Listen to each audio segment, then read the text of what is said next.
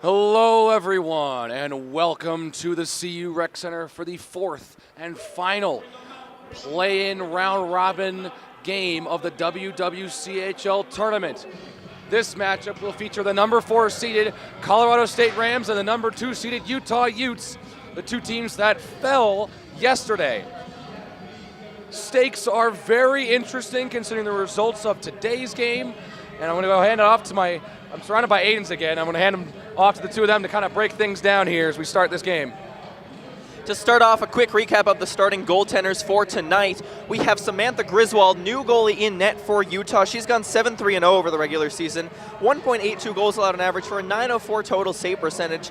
And continuing in net on the side for the CSU Rams, Sabrina Rittner, 8-6-0 on the season, 3.34 goals allowed on average and a .910 save percentage. Yeah, I'm just talking about the games that have been going on here. Yeah, as we saw earlier, yesterday CSU fell to ASU, the Sun Devils. And so they're looking to go up against the Utes, who fell to GCU, who obviously also fell to ASU. And we're off. We are off. Game has started. Yes, it's a Christmas game, red and green. Number 4, number 2. Yes. I knew I was going to make a comment at some point during the game. Might as well. It just is get an out interesting early. color matchup. You didn't even make it 10 seconds, Alex. I didn't even make it 10 seconds. It was too tempting. Yeah, that was too tempting. And we already have stoppage of play. Wow. Face-off, Utah and CSU. Well, one in control by the Rams, who failed to really get any sort of offensive pressure yesterday against Arizona State. They're looking to change that today. And, well, Colorado State did not look great against Arizona State. They still have a path, a reasonable path to the championship game. We'll break that down for you at some point during this game because it's a bit confusing, but for now, let's worry about the game that's being played right now and not get too worried about the stakes. So behind the net, Utah takes over. Yeah, CSU looking to have a little bit more presence on the ice than they did yesterday against ASU. Hopefully get a few more scoring opportunities. Well, Demarat, top scorer for Colorado State. Sent it back to Elkin. That pass is intercepted, and here come the Utes. Across into mid center ice, and, well, the Rams pick it up.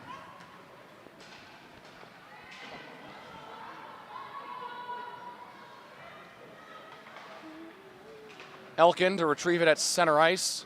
Just leaves it for her partner, Megan McDougall, who has to chase it down and being pressured by Schutt. Almost lost the puck. So they send it ahead. And so Colorado State will exit the zone. And here comes Taylor, who shoots, and a save is made by Griswold. So Colorado State gets a shot here in the first period. They did not have a single shot in that first period against Arizona State. As we have another stoppage of play.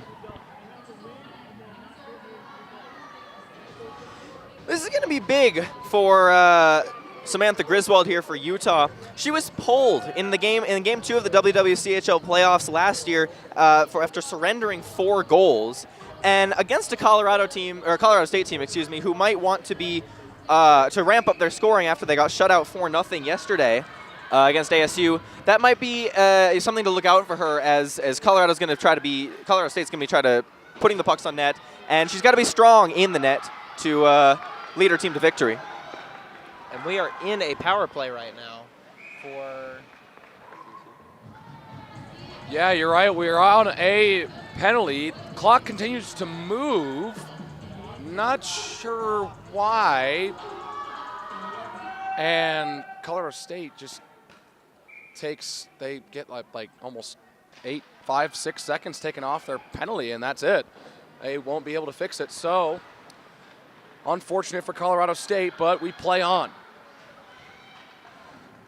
In the box for Utah is Carson Beck.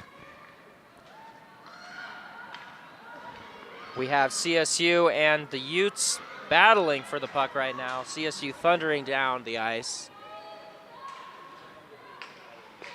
Elkin trying to center it and kicked away by Griswold. Kept in the zone by Mells. And now throws it on. That's deflected, and Griswold will cover it after DeMatteis tips it and tries to redirect it in. Already quite a few shots on goal, more so than they had against ASU yesterday. And that's pretty good for Colorado State. As we said, they got shut out against Arizona. And this season, they struggled against Utah during this regular season. They lost both games against them 4-2 and then 8-2 in the second game. Both of those games were at Fort Collins, so Colorado State was the home team in those matchups. So Demarat off. There's a shot blocked from Swanson. Demarat can't keep it down, and it's cleared away by the Utes. Excuse me. McDougal from behind the net. That's poked away, and now McDougal picks it up once again. Puck's flying through the air. CSU recovers. Hopes for another shot on goal here. McDougal sends it back to the point. There's a shot and a pass that doesn't quite make its way to the net. Demarat keeps it in the zone. CSU putting a lot of good forward pressure on the Utes. The Utes not really doing much to retaliate over on our side, or the CSU side of the ice. Well, and maybe they'll get an opportunity now as the penalty time is up. So Demarat across the blue line, gets it poked away from her. So here comes Utah. Poked ahead and lost to the Rams. McDougal from behind her own net. Gives it off to Morris. Stretch pass doesn't hit. Looking for Anderson on that pass. In the boards. Trickling to the blue line, on the blue line. Puck gets a little bit lost in the skates there. Utah sends it down, and Colorado recovers it. And the Rams are looking to be led tonight by their leading scorer, Gabby Demarat. She has a total of 33 points from 21 goals and 12 assists, followed just shortly behind by Michelle Harcrow and Brianna Quayle with 32 points and 27 points respectively. If they want to have a shot in this game, they're going to need to be shooting at the net, and they know that. They've already got 3 shots on goal, and you're going to be looking for Colorado State's top performers to be pulling through for them tonight.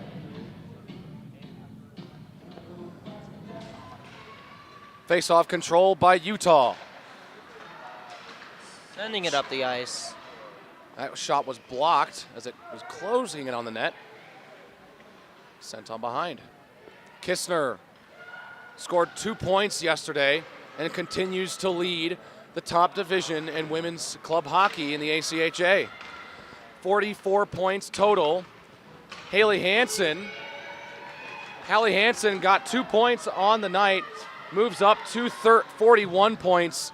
Crookshank does not move in terms of her point total, and not to mention Gracie Capps, not on that graphic, but Capps with a goal closing in on that number 3 spot with 31 total points on the season.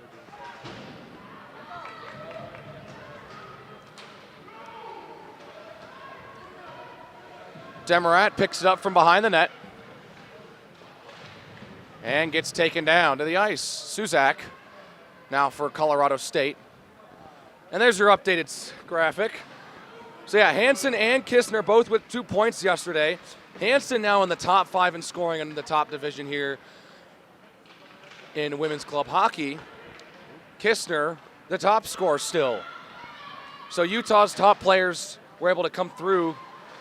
Crookshank did not get a point yesterday, but they're looking for Crookshank to come through today.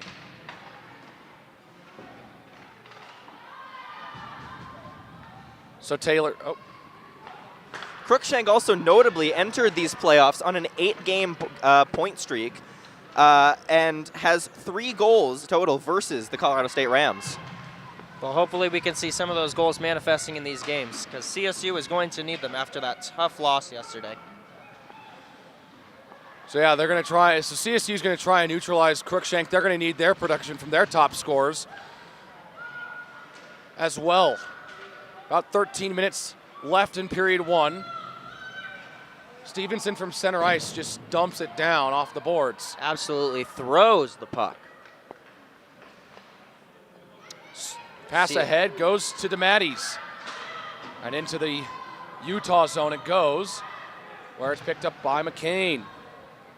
A little bit of contact in the boards. And now we have both teams wrestling for the puck in center ice. Elkin now chasing it down with Harris applying pressure. Elkin circles around her own net, has that hit the skate of DeMatteis.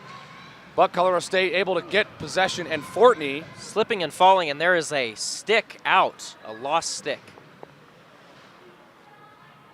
Alexandra Bai has that pass miss her target, and Colorado State gets a shot that goes wide, doesn't quite get to Griswold.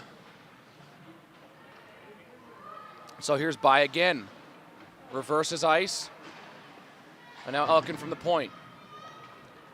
Dumps it down, trying to set up some of her offensive players. So Utah with possession now. She's going to throw it on, and Rittner will cover.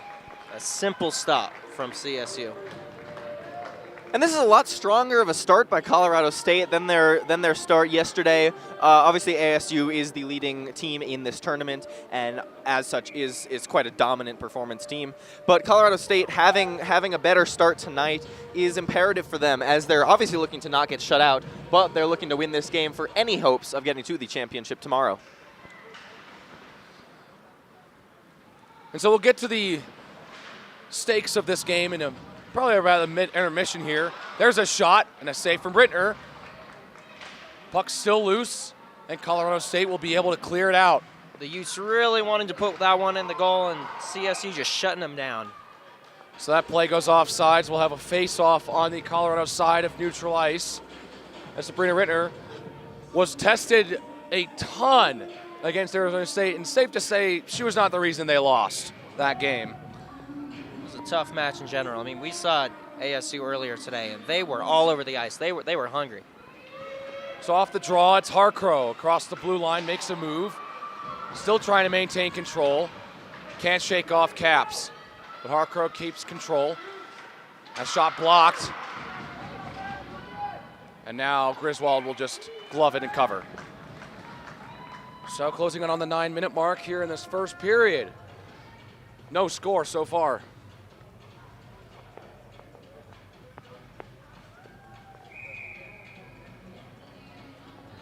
We're going to have a face-off over by the Utes. Face-off controlled by Utah. And now here's Ava Kistner to send it ahead. A little too far for Hansen. That dynamic duo for Utah. And they're on the same line. I mean, that is a dangerous line to play against. And speaking of, they almost had a chance to really get an odd man rush. And so Colorado State trying to take advantage. Charlton lost handle, and Rittner will have to cover. Quick whistle. Rittner didn't really cover it, but they call the whistle anyways. That could have been bad news right there. And so Colorado State will go on the defensive here with 10:36 left in the first. See if they can defend and prevent Utah from getting the game's first goal.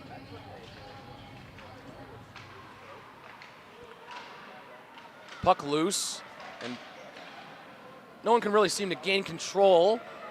And there's Hendry, who kind of just has a shot that kind of floats and slowly makes its way towards the net. Not a beamer.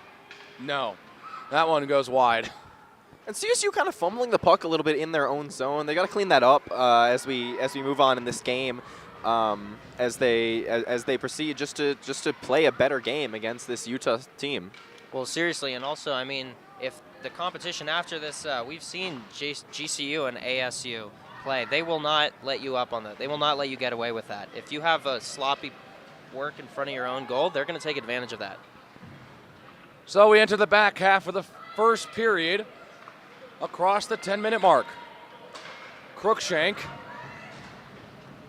has that pass skip through the legs of Schutt, but it still finds a Utah player anyways.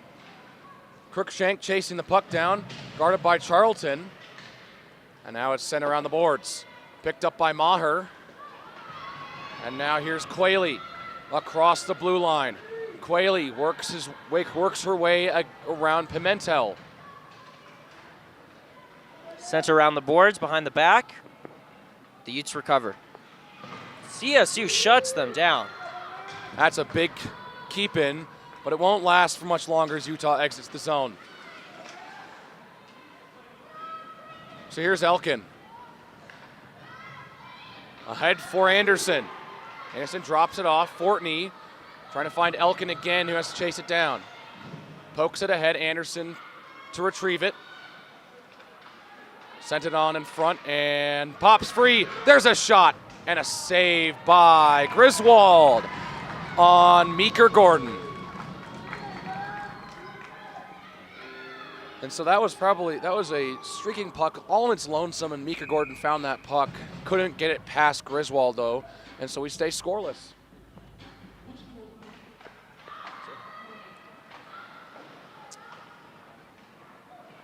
Utah sends it up.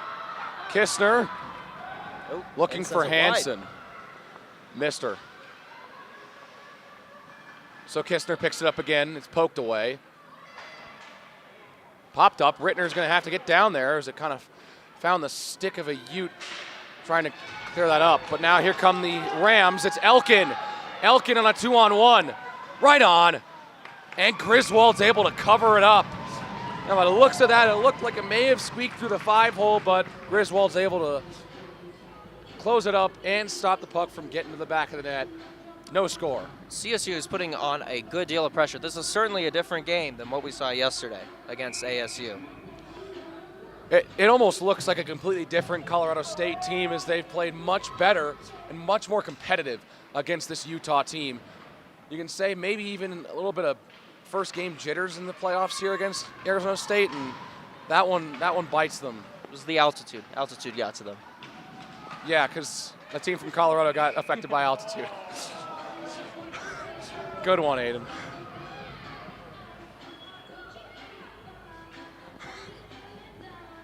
We got to get him the altitude stats apparently, because he doesn't know how high Fort Collins is. We have a face-off at center ice here, which is going to go down towards the Utes. So now Harcrow trying to whack at it. Now just throws it on, and a diving play from a Ute and a Ram to try and tip that in. Griswold deflects it away.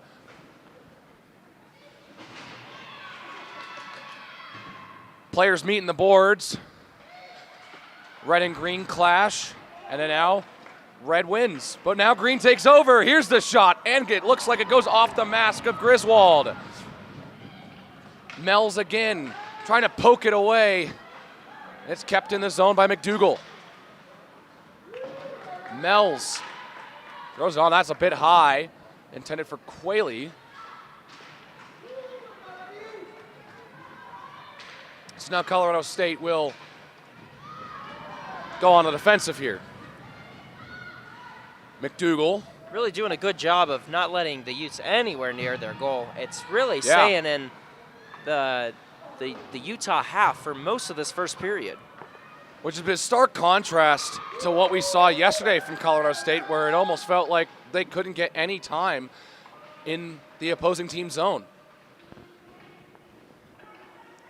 And dare I say, they've looked like the better team here in the first period.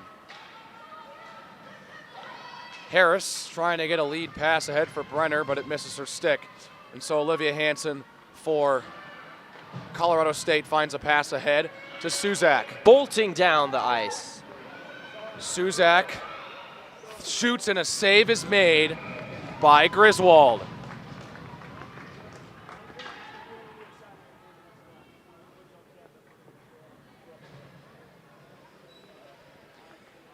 Aiden, by the way, Fort Collins is only about 5,003 feet. It's about 250, 300 feet below Boulder.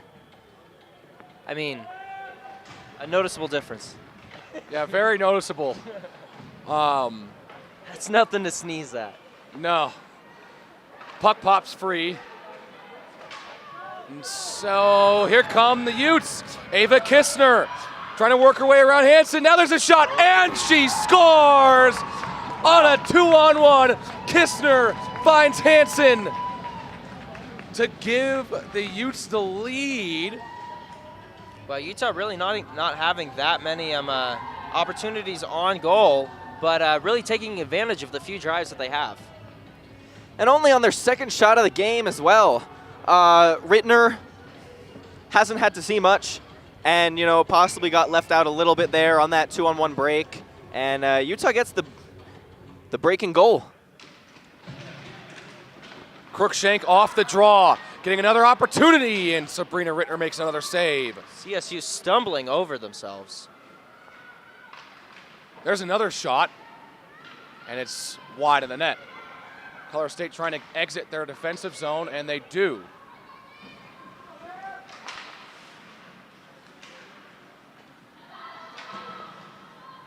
Puck loosens, and now Crookshank has it. Crookshank makes a nice move, gets a backhander on, and Sabrina Rittner makes the save. If Crookshank gets that second little tap, it could potentially get in the back of the net. We're really seeing a reversal of energy here. It seems like the pressure has suddenly turned on to CSU.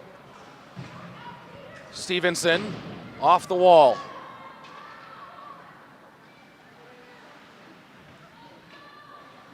And so now the captain for Colorado State, Michelle Harcrow, exits the defensive zone and enters the offensive zone. Harcrow makes a move and throws it on. Griswold sprawling and makes the save.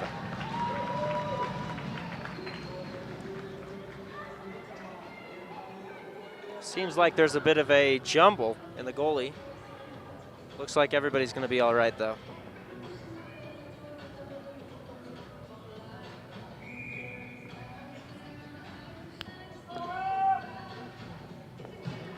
And we're going to have a face-off over on the Ute side. And Utah's able to poke it out and free. Harris trying to get to that puck, but it's knocked loose. Bai has it now for Utah and gets it into their offensive zone. 4.5 left in period number 1.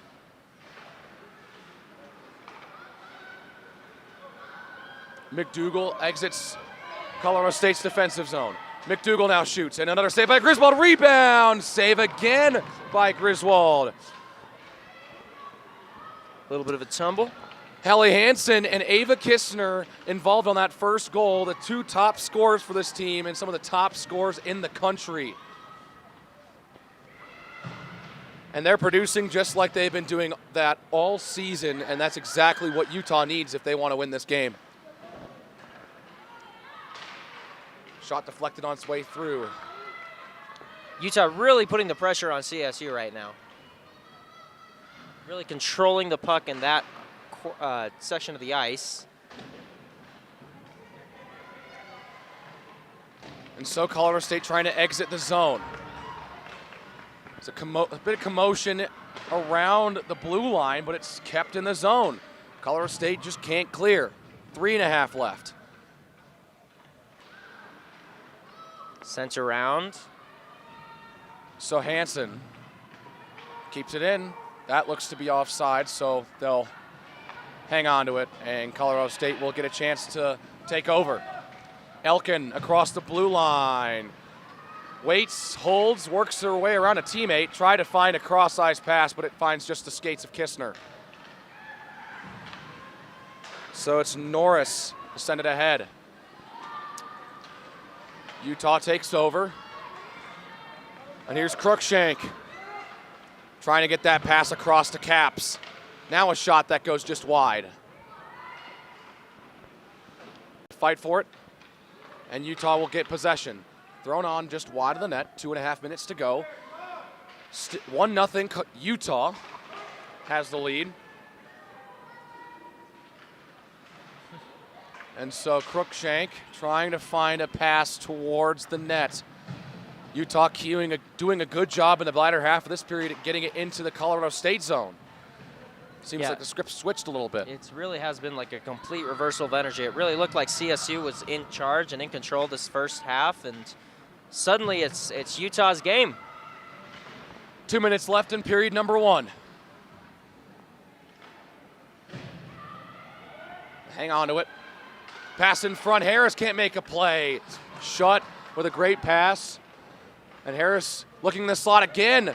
Now a backhand gets blocked and doesn't get to Rittner.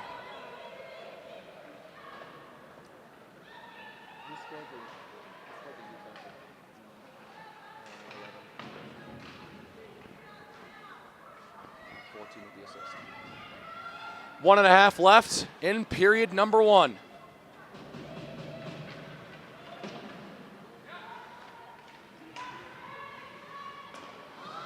DeMatteis across center ice.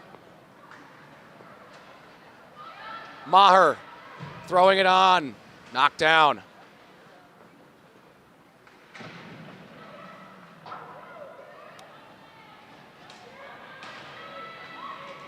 Fired into their own benches. Now they are battling it out on the ice. Oh my goodness. Charlton falls down to the ice and gets a little help from the official to get her stick back. Under a minute left in period 1. Can Colorado State challenge and score potentially? CSU is trying to put it in the net, but Utah really has just taken control of the ice. Under 40 seconds. Charlton has that pass picked off. So Kistner around the corner. Sends it behind. Has Hansen, the goal scorer. Hansen waits, and now Stevenson at the point. Shoots long, wide. 20 seconds left in the period. Utah doing a good job keeping it in their favor on this half of the rink. 10 seconds left in period 1. Stevenson shoots. Saved by Rittner. Big save there. Big save there. And that is going to do it for period 1. They almost snuck one in there at the end. Almost snuck one in there at the end. Really and it's interesting first 1-0 half. Utes at the end of the first period. Really interesting first period there. I mean, it really looks like CSU's game at the beginning, and then Utah just made a really efficient use of every single one of their drives. And now it seems like they completely have control of the ice, at least Utah does. Well, okay. So, big takeaway is that the only goal here from their 2 biggest scorers, Kistner to Hansen, I mean, that's just the dynamic duo that we mentioned at the beginning of the top of the broadcast. And so, yeah, I think we've got something special here for this game.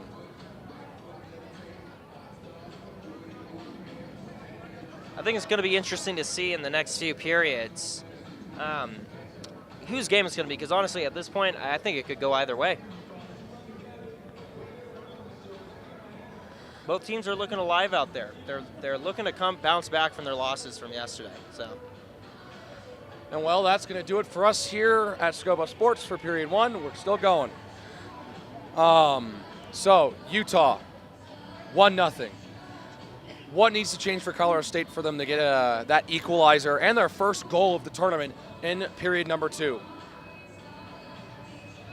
I mean, I don't know. There's a lot of interesting takeaways, I think, from that first half. As we said, CSU again taking control for that first part of it. I don't really know where the script switched, but towards the end of there, they were just not looking that great. At least, not even that. Utah really just seemed to take control of the ice. And well, there you have it. 1-0 Utah after 1. We'll be right back. You're watching Scope of Sports.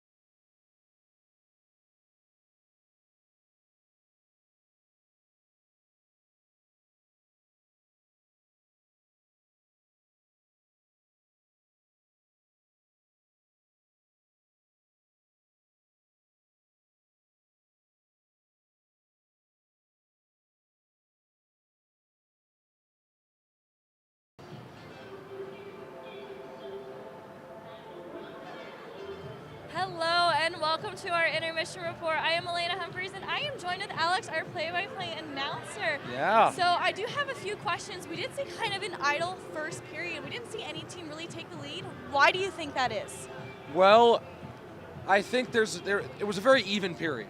It was dominated more by Utah in the first half of this period, but in the second half of this period, Colorado State had more advantage and more time in the offensive zone in the first half of the period. In the second half of the period, Utah had more chances and more opportunities, and they capitalized on one. So that's how they have the lead. Now, this is a really important game, headed into the championship game tomorrow. Can you kind of take me what the process is on how each team would make it to a championship game? Certainly. It's a bit complicated. So first off, the first tiebreaker obviously is head-by-head. Or head-to-head, not head-by-head. Head-to-head. And in this position, if Utah wins, regardless of the outcome and the score, Grand Canyon will get their bid for the rematch with Arizona State tomorrow morning. If Colorado State wins, things get a little bit more interesting. After you go to head-to-head, you then head down to wins in the tournament, which both Grand Canyon and Colorado State would have won. But they didn't play each other, so we can't have a head-to-head winner. So the next divider would be goals against, specifically. Not goal differential, specifically how many goals you let up. So Grand Canyon so far has let up 7 through their first 2 games. 4 against Utah and 3 against Arizona State today. They're 1-1. If Colorado State wins and it keeps the score low, Colorado State will advance to the championship game tomorrow to face Arizona State. So it's a bit complicated, but for me, I don't think there's a path for Utah to get into the championship game. Well, we do have a score of 1-0 with Utah leading currently. Can you kind of take me through what it was to see that goal and what it was? I didn't get to see it, unfortunately. Well, it felt very fitting for this team because it was responsible for their 2 top scorers and 2 of the top 5 scorers in the country. Ava Kistner assisted on the goal to Hallie Hansen. Ava Kistner, the top scorer in the country.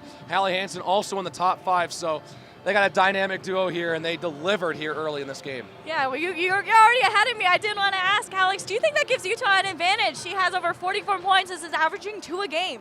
Yep, that's her 45th. 45th? With that one right there. Hansen now 42.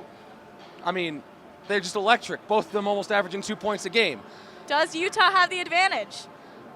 That's a bit of a different question because despite that, you think about yesterday's game against Grand Canyon. Grand Canyon didn't have any forwards in the top 25 in the country in terms of scoring.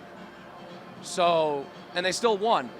Grand Canyon played a lot more of a team game, and that's how they were able to pull off a big win and with some help from the power play. And so Utah, I don't know if it gives them necessarily an advantage. I mean, Colorado State has a similar situation. Their top scores really have been the majority of their production. But I'm not sure I can say if the Kistner, Hansen, Cruikshank caps are the reason why Utah has the advantage or not. Yeah, I know. I just do want to touch on that Colorado State did have a power play very early on within the first 2 minutes. They have, what, a 15% power play conversion? Yep. So Utah's around the middle of the pack. Yeah, Utah's penalty kill came out and did an amazing job, though. I mean, they didn't allow them to convert that advantage. But that's been it for your intermission report. Yeah. I am Elena Humphreys. And I'm Alex Roberts. Thank you.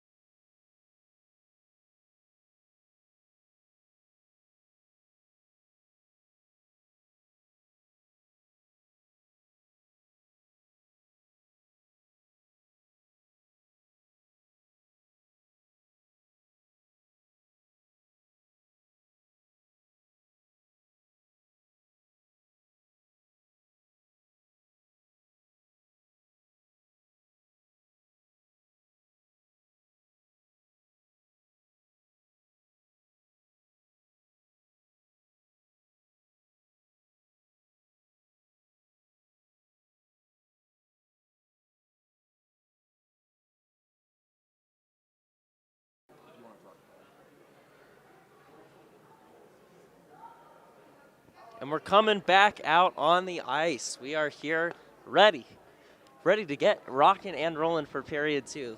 We had an exciting turn of events in the first period. It was looking like it was CSU's game to lose, and then they did just that. At least, I mean, it's very early in the game, but it looked like the tides turned about halfway through the first period, and suddenly Utah were the ones in control, and now they have a point on the board leading to a 1-point deficit for Colorado. They're going to look to turn back from that as both teams look to avenge themselves from their losses yesterday so that they can progress in the tournament. I think it's interesting to point out and note that although it looked like Utah really dominated that second half of the first period, Colorado is still leading in scoring right now. They have more than double the amount of scoring attempts that Utah has on the board right now, and it's unfortunate that that hasn't manifested anything for them so far in the game. But if they keep that momentum up this period, then they should have some luck and some points on the board, and it's still going to be a really interesting game moving forward in the second period. I agree. And CSU breaks the huddle, and it looks like everyone's ready for period number 2. I'm ready. I am too. Period number 2 between the Utes and the Rams. And we're going to have the puck drop. Underway. Draw control by Colorado State. Here's Quayle. Pass it back. Harcrow off the draw. Throws it just wide the net. CSU is coming out fast and fiery out of the gate. A lot of energy on this one.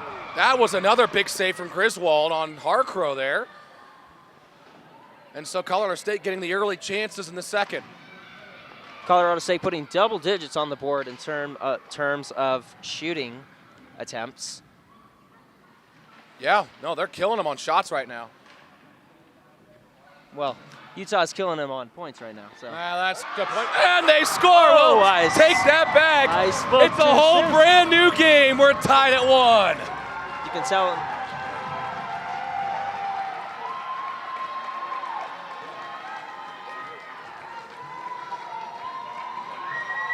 You can tell that Colorado was very excited about that. They had a very impassioned group huddle on the ice. They're all very excited that they are back in the game. It is tied up 1-1. They're back in the game, and they are able to take advantage of the quickness and the speed that the fresh ice gives you. We've talked a bit before how it hampers power plays often, but Colorado State got off to their own kind of power play type start, really just dominating the chances in front for the first 42 seconds of the game, and they come out of it with a tied score. CSU once again making me look like a chump for the second time this game. Oh, such a shame. Face-off controlled by no one really off the draw. Only until some neutralized play do the Rams come away with it. But now we have a whistle, and it looks like play is whistled for offsides.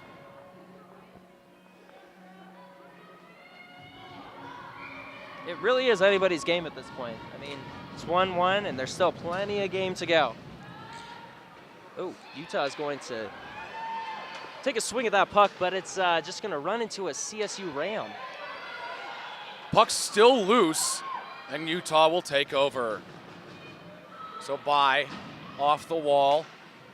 Bailey the crossing pass, and now it's blocked. Here comes Hansen. Already has 1 goal. That goes just wide. Had Kistner with her, though. And so Hansen now for Colorado State. Sends it ahead. Gets blocked. Utah's trying to clear it, but CSU just keeps returning. That one off of an errant stick. It's a slow roller to Rittner. Demarat at around center ice. Is it across, looking for Taylor. Utah takes control as CSU conducts a line change.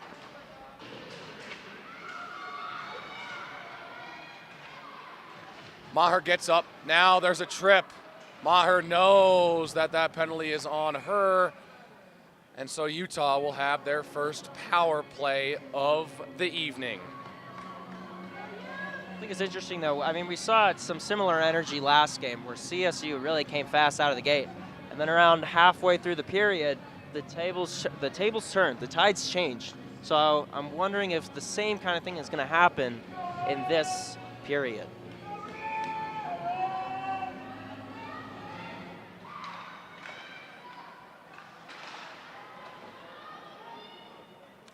Down in the CSU defensive zone, and Utah has possession.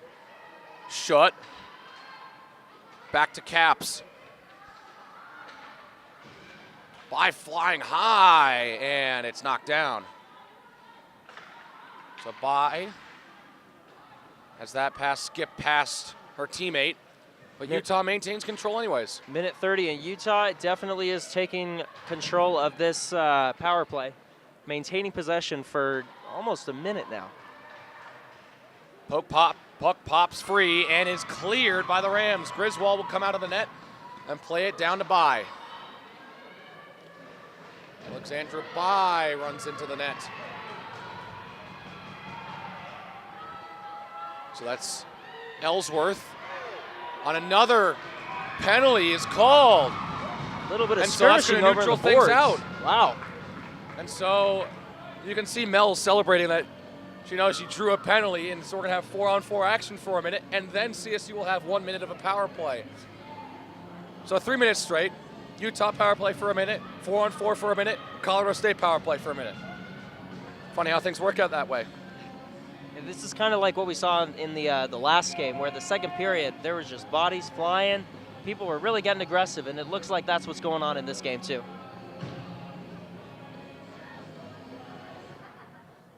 Demarat in the face-off circle for the Rams.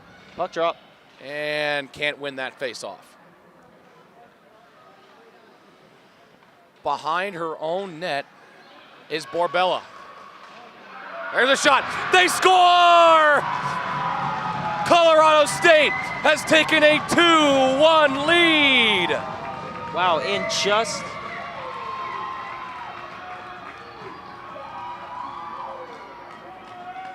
in only a matter of around about 3.5 minutes, CSU has turned around the game in their favor. It's not a runaway lead by any means, but it's still good to be out in front, I'm sure, for them.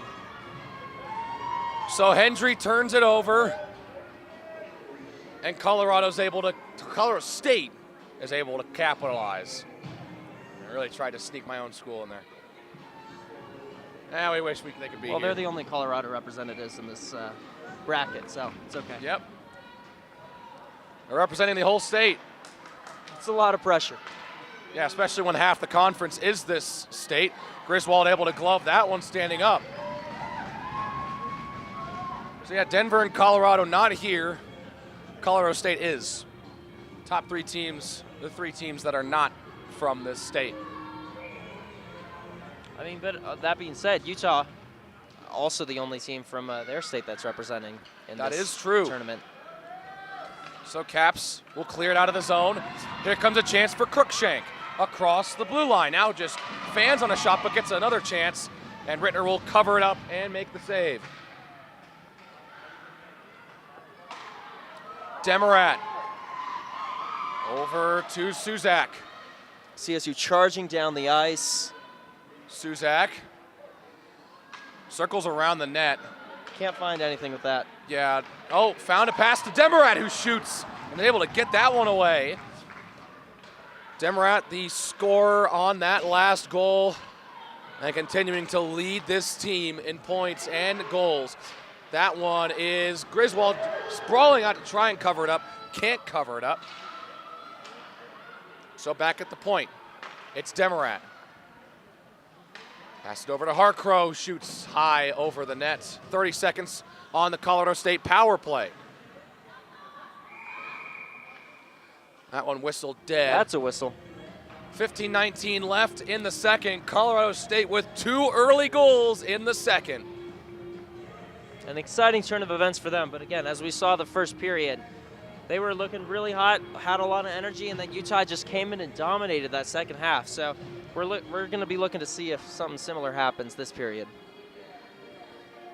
So they get 26 more seconds on a power play to try and get that lead up to 2.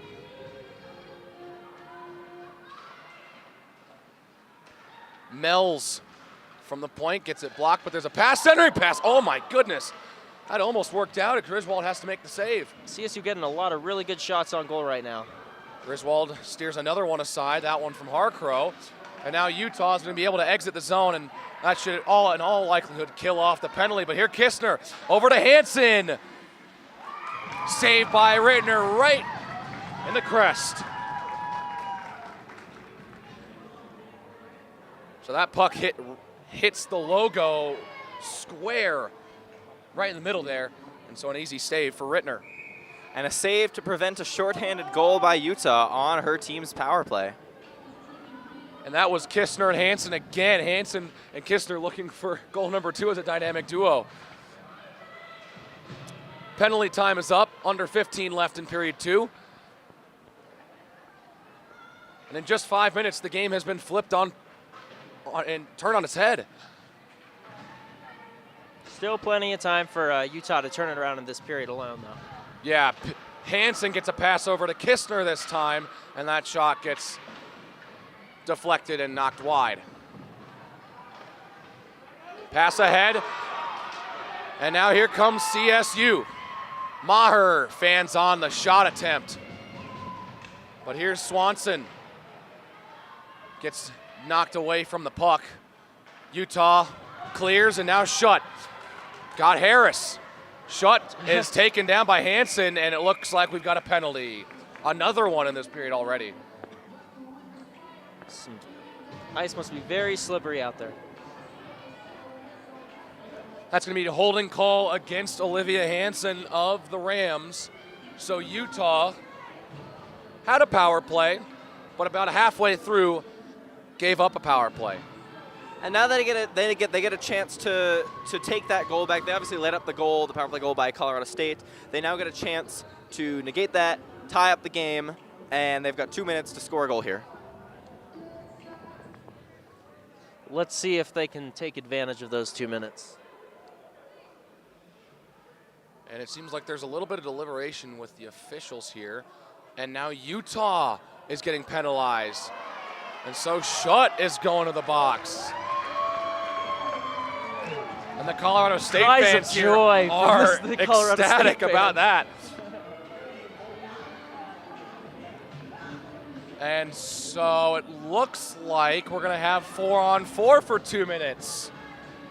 Exciting. So Utah thinking they have a power play. They don't.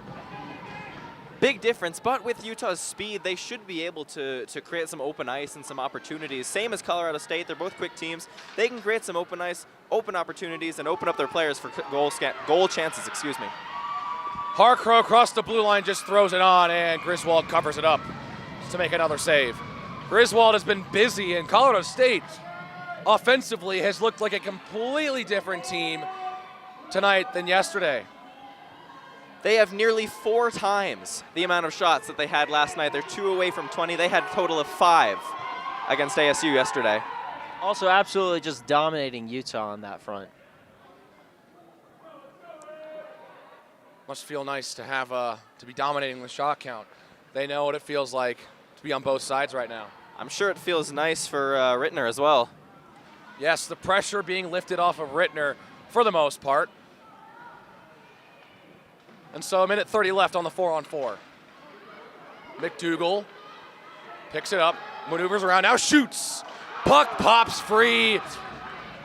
And there was a great chance for Mel's to try and knock that one in, but it just doesn't find her stick.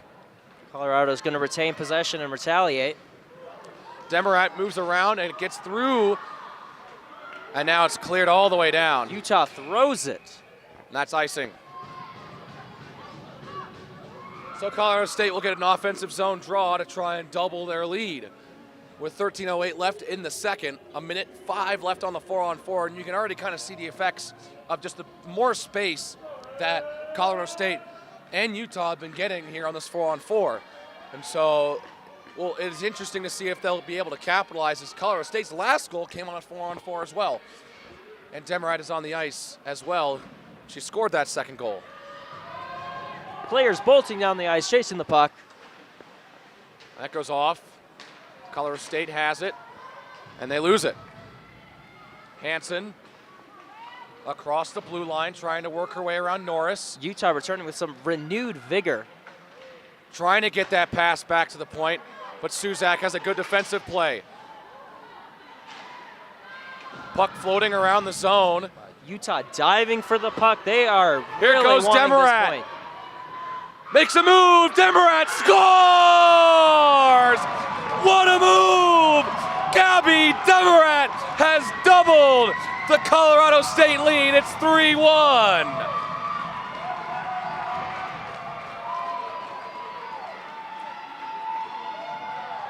Absolutely incredible play there. That was a great goal. Oh my goodness, what a move from the top scorer on Colorado State, showing her skills. I think it's also insane that that happened, given that Utah was putting so much pressure on that play, and Colorado just broke off, and that was just an incredible feat. It all started from Jordan Suzak, who was able to clear a puck and get that puck up to Demarat, who makes a great move and then gets just one-on-one, face down, face off with Griswold. And Suzak and Demarat are the previous two on Colorado State to have scored their second goal. They score 2 in a row together. So Demarat and Suzak play together and get 2 goals, both on 4-on-4s, and we're not even 8 minutes through this through the third, not the third period, the second period. Man, it took me a while to get that. And well, Colorado State has put 3 behind Samantha Griswold, and you got to think back to, you have got to think back to last year where Samantha Griswold got the start against Arizona State after they won day 1 against Colorado, 1-0 in overtime. Griswold started game 2 against Arizona State and let up 4 goals and was pulled in that game. I will say that goal by Demarat, though, wasn't really her fault. That was a fantastic toe drag move by Gabby Demarat. McDougal now moves in, and that one's sent wide. Griswold has been busy on this game, and it is shown on the score sheet. Maher trying to maintain control, and now does. CSU is demonstrating an incredible amount of just cool confidence and control in the puck this period. They're looking very confident coming down the ice and making their shots. And so both teams will conduct a line change, get some fresh skaters on the ice. Man, this game has been turned upside down, backwards, and I don't know if any of us saw this coming. A 3-goal explosion from Colorado State in the first half of the second. After yesterday's game versus ASU, definitely not. Sticks are flying. Puck still loose. Griswold to cover it up. And a quick whistle. Wow. But Colorado State putting on the pressure. They've just scored 2. They're up ahead of Utah, and they're not letting back, they're not letting down, and they're not letting Utah back in this game, which is the important part. Utah's got to be a little bit more ferocious, a little bit more into the game to try to do that. Colorado State is not letting them at all. Yeah, that's the key here. I mean, they've got their momentum up now, but they need to retain it for the duration of the period. Kistner makes a move and can't quite finish.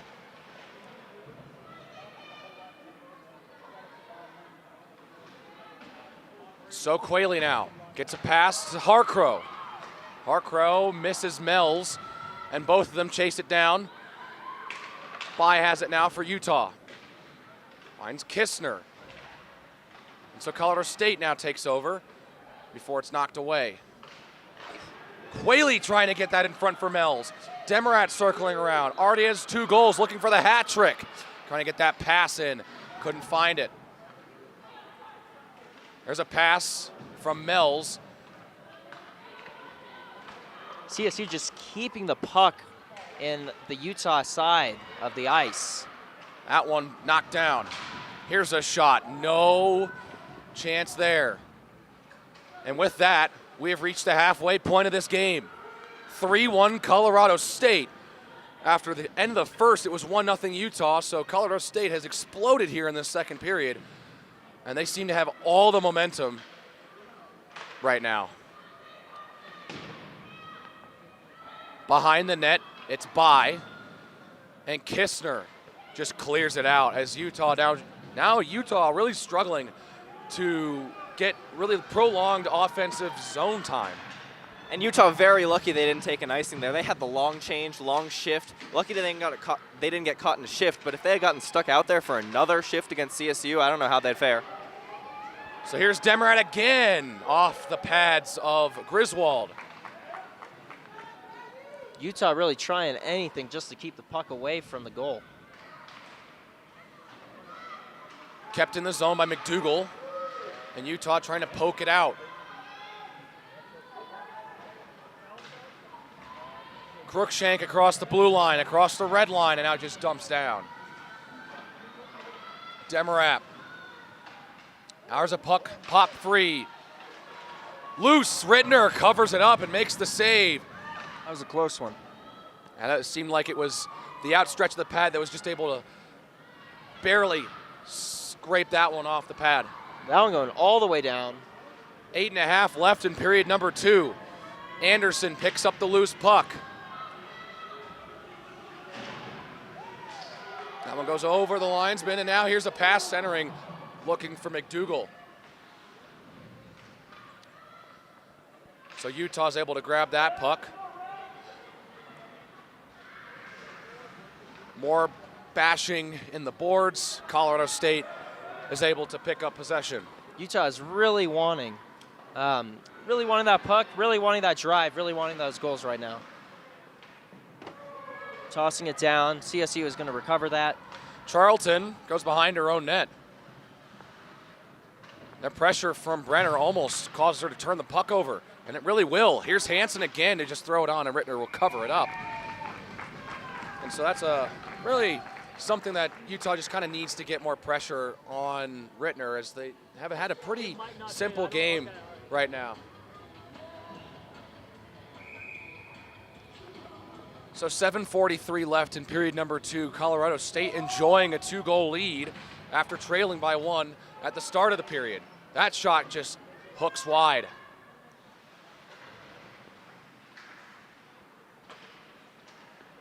Bailey throws it on. Rittner will glove it and cover for Colorado State. A bad clear, though, by Colorado State leads to a turnover, and Bailey gets the shot off on Rittner. She's able to glove it, no harm, no foul, but Colorado's got to Colorado State, excuse me, has to kind of keep those up and be aware of their passing.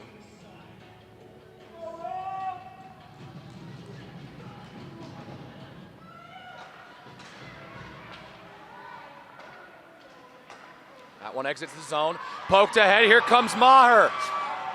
Got Quayle. Excuse me, that's DeMatteis. Behind to Maher. DeMatteis trying to circle it and find an open Swanson. Hansen ahead for that's Bailey. Now Kistner. Back to Hansen. Clean look. Rittner makes the save. And we reach the 7-minute mark in period 2. Utah fighting for that puck, retaking possession from CSU. And sending it down. And Rittner showing more of what she was capable of from yesterday, backstopping an impressive defense against 45 shots from ASU. She has had far less to deal with tonight, only 7 shots from Utah, but on that chance right there, wide open look for her, she was able to make herself big and stop the puck. Streaking down is Mells, trying to beat out Pimentel to the puck. Now it squirts free. Harcrow has a look and a shot. Save made by Griswold, and the save is made. They call the whistle. Almost looked like it came free and was banked home, but that no was goal. A close one. That one was close. Utes stumbling over each other in the goal.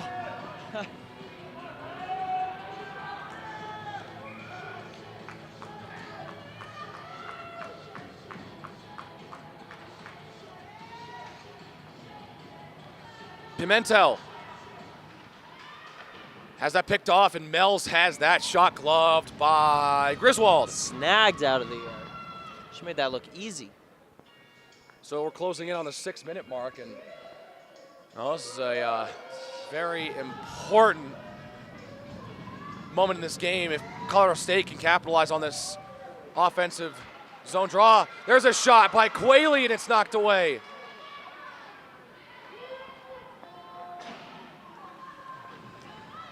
Fighting for it in the boards. CSU is going to push it back into the Utes territory. Utes having trouble just retaining possession. There's a shot on net. Harkrow fan on another shot attempt. Harkrow in the corner. Sends it behind. And Bai picks it up. Norris has it picked off. Couldn't get that stretch path to Ellsworth. That would have been a big opportunity to try and generate some offense. Hansen kind of gets it to Mells in some way. Mells drops it off. Demarat has it blocked, gets another shot, and Griswold is able to cover that one up. Utah is really going to want to try and turn around this momentum because they're spending a lot of time on defense right now, and they are not getting a lot of opportunities on goal, which is something that they need right now considering they are down by 2 points, which is a very different story from the first period. 100%. A flurry of chances from Colorado State is just pressuring Utah into their own end, and they're having to have Griswold stand tall, and the score's 3-1, and Utah needs to change this momentum now. Well, here's a chance to get that momentum changed. Harris dumps it into the zone. 5 minutes left in period 2. Utah would love a goal here to end the second. That one blocked, and here's Suzak. Suzak's got Taylor. Taylor scores! Suzak has her 3rd assist of the game, and Jenny Taylor has given Colorado State a 4-1 lead with just under 5 minutes left in the second.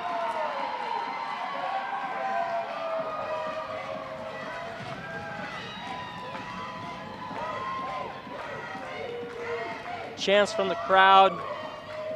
It's really a different story now for CSU. I mean, this has got to feel good after that shutout against ASU yesterday, and also after that first period. But the Utes are going to have to do something if they're going to want to return from this, because right now the momentum is not in their favor. And if the game continues to go like this, Colorado State is staring down the barrel of the Sun Devils once again. If this score rarely changes, Colorado State will get that berth to challenge Arizona State. McDougal just has a shot blocked. 4.5 left. And here comes a tripping call that's going to go against Colorado State. Tumbling onto the ice. So this is the perfect opportunity for Utah if they want to get a goal here to end the second. And Jordan Suzak, who now has 3 assists in this period, will go to the box for 2 minutes. So yeah, Jenny Taylor gets the goal, Suzak with the assist. Her 3rd of the period. I would say that's a major loss that she's in the penalty box, but honestly, CSU has been looking like a really good team out there right now. I mean, and they score. Well, we were talking about this could be a big momentum change, and well, Utah has scored on the power play, and so it's 4-2, just like that. That is 1 up, and with only 4 minutes left to go in this period. I mean, that's a good start for the Utes, but they're going to need a little bit more if they're going to want to catch up and get back in this game. And it looks like it's going to be Kistner getting the goal for Utah. So Kistner already has 2 points in the game on both goals. Has a goal and assist, just like yesterday. So a quick strike from Utah. And now here comes Colorado State. Mells moves in. Another save from Griswold. A very action-packed second period here. There's not a dull moment in this period. No, both teams really wanting this, and there's a lot going on in terms of who the game is favoring. The script has been changing. It's ever evolving. It's very hard to predict. So Colorado State continues to have some offensive zone time. A lot of twists and turns in the script tonight. So a quick power play goal from Utah kind of gives a lot more time for Colorado State to get some of that even strength play that they've been dominating here in this period. It's Maher. Colorado's going to maintain possession. Pass in front, looking for DeMatteis, and it doesn't quite hit her stick, and it goes past Griswold. Utah's going to repossess this here in a second. They do. Lob pass, and it finds the Nice stick pass. of Ellsworth. And it looks like there's a whistle. I think it might be offsides. That's unfortunate because they were looking pretty good. That was a good pass, and that was a good drive towards the goal. It's unfortunate that Utah looks like they're getting their momentum now with the period about to end, but at least they did get it at some point. Well, you think about this late goal. If they get another one here in the next 3 minutes, you talk about the momentum being in Utah's favor going into the locker rooms for the second intermission. It would certainly be a game. Centering pass doesn't find a stick of a Ute. It's Swanson to clear it away for a moment. Swanson, or excuse me, that's Elkin. Behind the net, looking for Maher.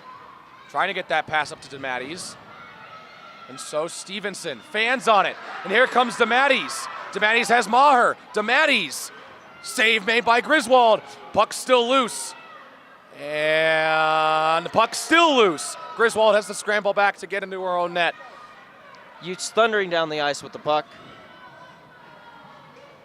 So here's Bailey to off the boards. Closing out on the 2-minute mark. In this second period, a long shot gets blocked, but now another shot that goes high over the net. Puck loose in the boards, still controlled by Utah. Stevenson, a high shot over the net. Utah looking to reverse some of their fates, getting a few more shots on goal here, hoping that some of them will go in.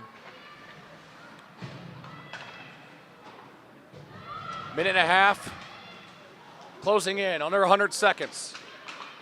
Shot across the blue line. So here's Elkin. Behind the net.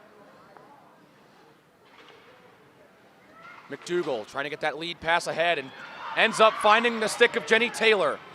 And it's poked away. Chasing it down now is Schutt. Gets boxed out by McDougall. And now Schutt has the puck for Utah.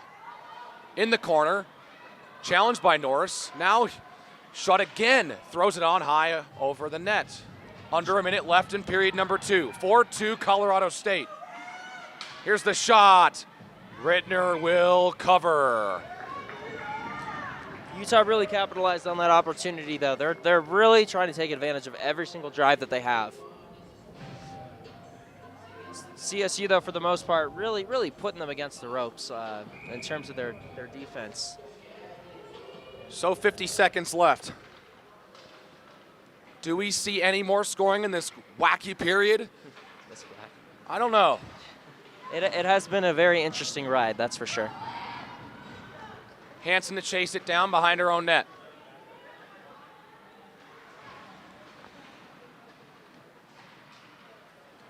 From out of the zone and neutral ice, it's Izzy Hendry. Under 25 left. Crookshank across the blue line, shoots, and oh, it beats Rittner, but not into the net, and a whistle is called. Only 15 seconds left in this period. Utah could have capitalized on that, and I bet they are wishing that they did, because that was a pretty open goal right there. A little bit of a blunder on the part of CSU.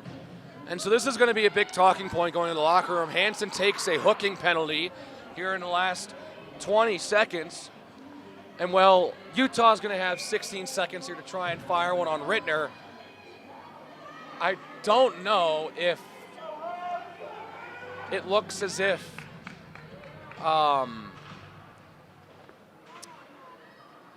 they'll get many chances here, but they'll have the majority of this power play going into the third. Two players trip.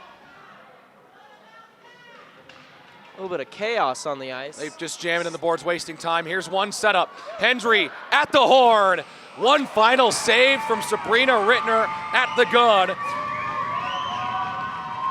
And what an entertaining period that was. It's 4-2.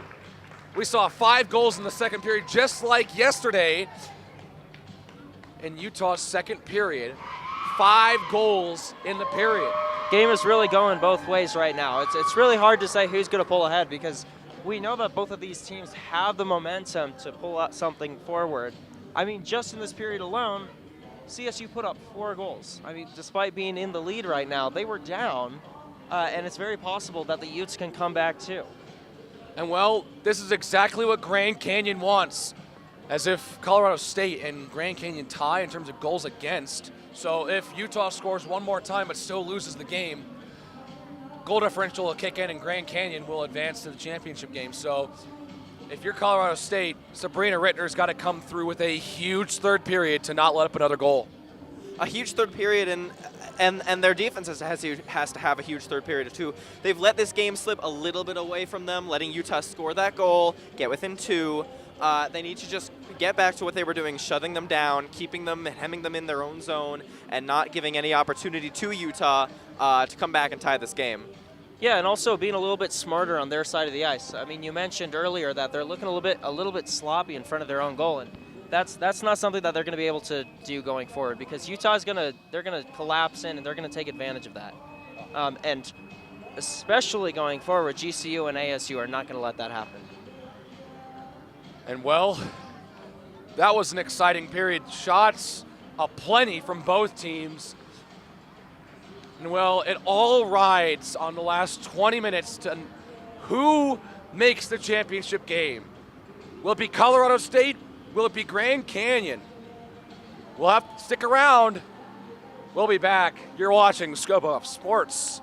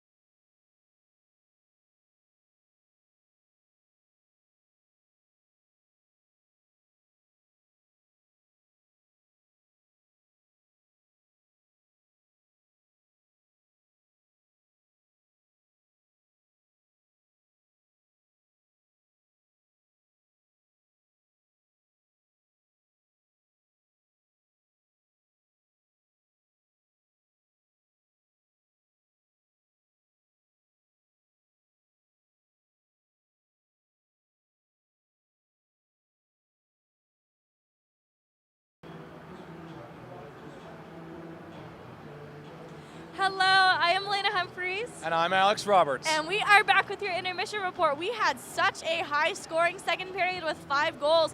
We currently sit 4-2 with CSU leading. What a change from the first period. Man, this game has been flipped upside down, turned on its head, and backwards. Yeah. We briefly talked about the high stakes in that first period. I kind of want to go over it again, considering that CSU is leading now.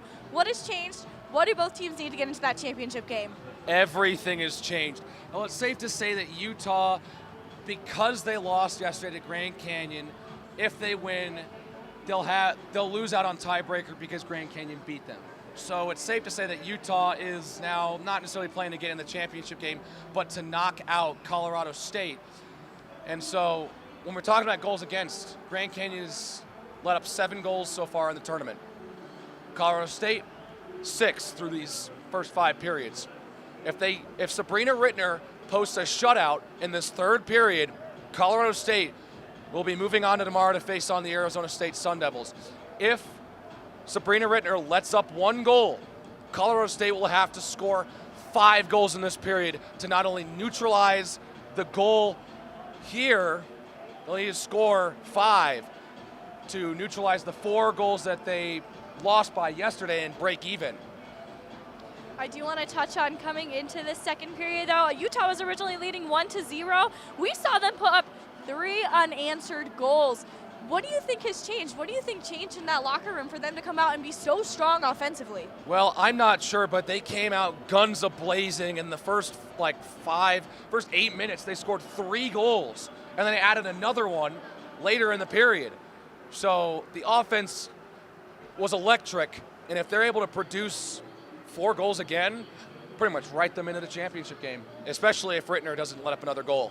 That sounds amazing. Coming into this third period, though, we will see a power play by Utah for about 1:44. We are closing out this intermission report with CSU. Excuse me, we do have CSU leading 4-2 headed into that third period. Do you have any final notes for us? Don't go away.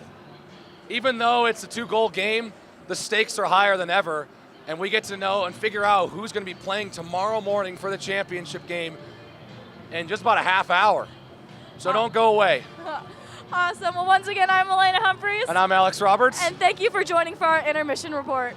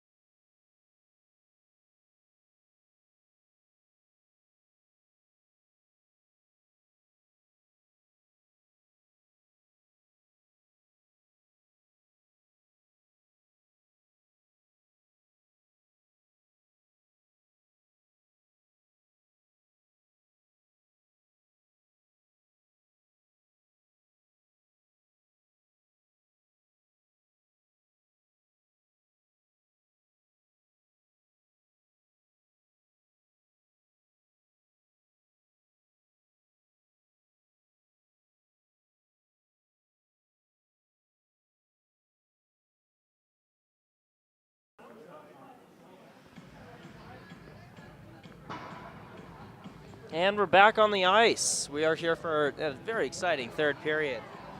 We do have some updates though. Alex, I saw your halftime report with Milena, and I believe that you said that CSU needs 5 points in order to win.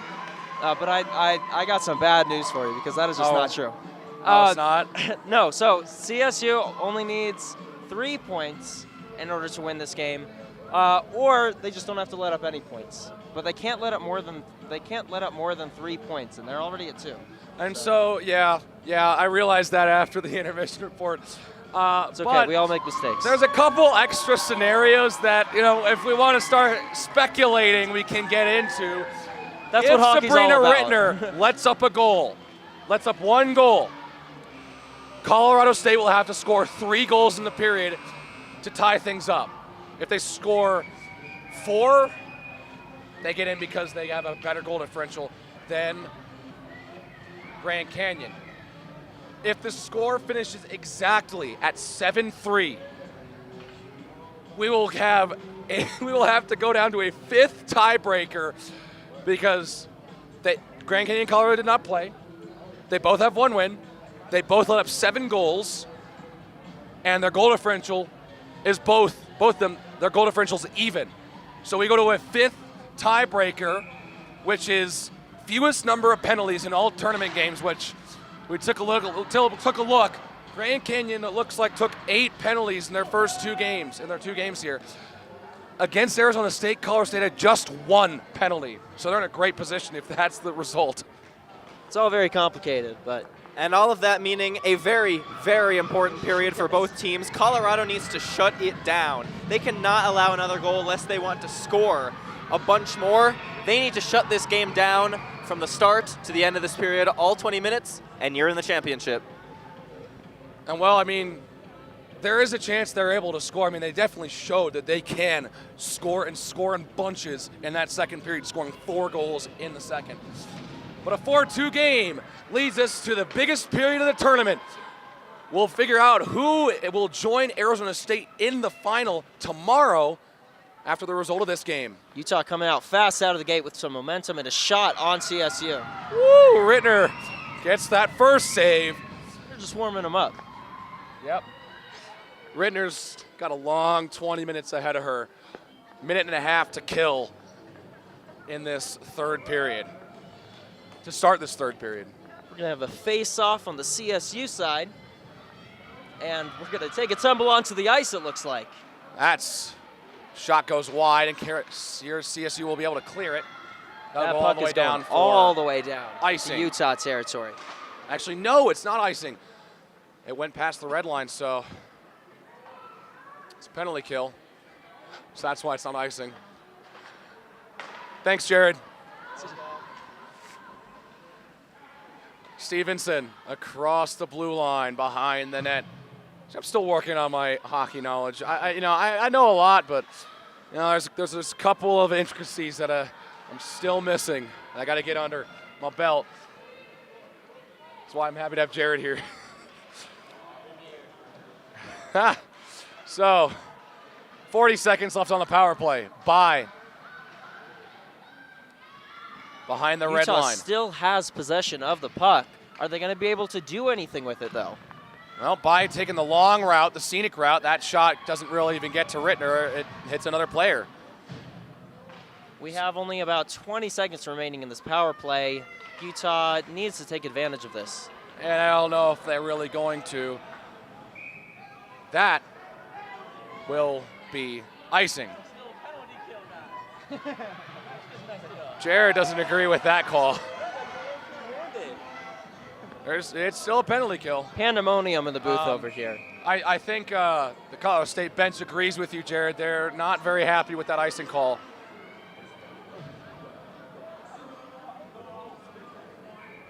So a face-off at center ice, and they'll clear it out. And with 10 seconds left, it looks like CSU will kill off this penalty. And for Colorado State, they really also, in the progress of this complicated game, they just cannot take more penalties, as that gets them closer to the mark that GCU has, which then would obviously spell disaster for him. Ref ducks under the puck. CSU chases it down, gets it out of their territory. Over the red line, Utah takes possession. And so here comes Fortney around the red line. Battled away by Bailey and into the Colorado State zone. Little over 2 minutes gone in this third period.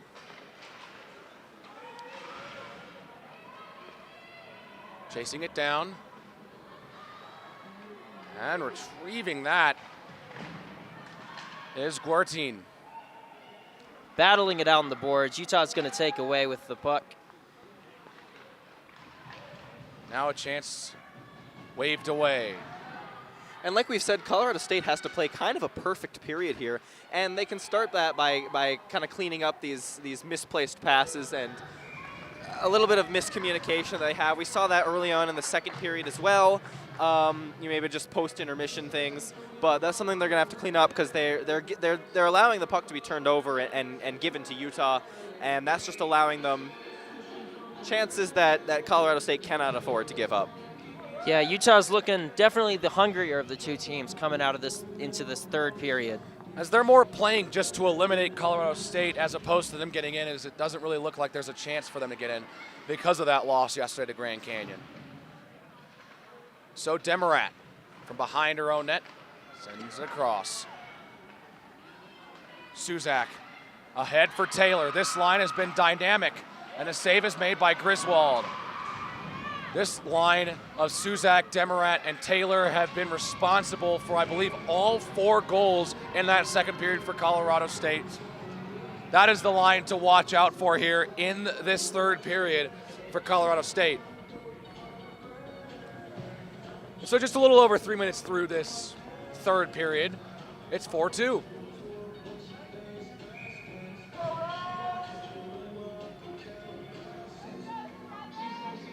Face-off over on the Utah side.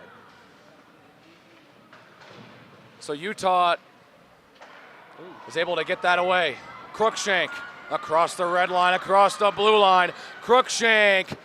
Rittner makes a save. Oh, and it's another save. The net came off. Did it go in?